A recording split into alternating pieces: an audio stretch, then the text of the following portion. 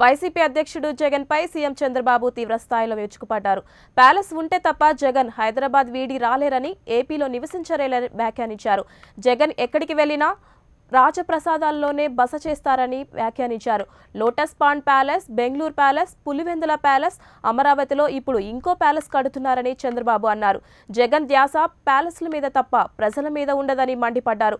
YCP పేదల party కాదు, ప్యాలెస్ల party అని, ప్రజాసేవ పట్ల జగన్ కు చిత్తశుద్ధి లేదని ఏపీ సీఎం చంద్రబాబు వ్యాఖ్యానించారు. విశాఖ మోడీ సభకు వైసీపీ జనాన్ని తరలిస్తుందని, గుంటూరు సభకు జగన్ పార్టీనే జనాన్ని తరలిస్తుందని చంద్రబాబు తెలిపారు. బీజేపీ వైసీపీ కుమ్మక్కును బయటపెట్టాలని, అన్ని వర్గాల ప్రజలను అప్రమత్తం చేయాలని పార్టీ నేతలకు చంద్రబాబు దిశానిర్దేశం చేశారు.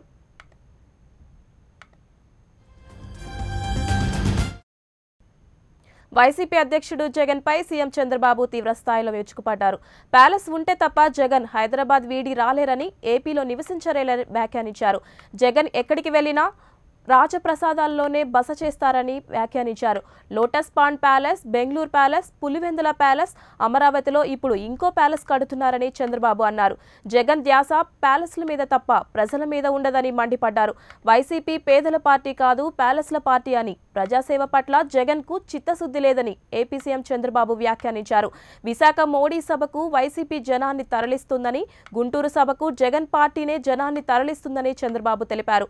బీజేపీ వైసీపీ కుమ్మక్కును బయటపెట్టాలని, అన్ని వర్గాల ప్రజలను అప్రమత్తం చేయాలని పార్టీ నేతలకు చంద్రబాబు దిశానిర్దేశం చేశారు.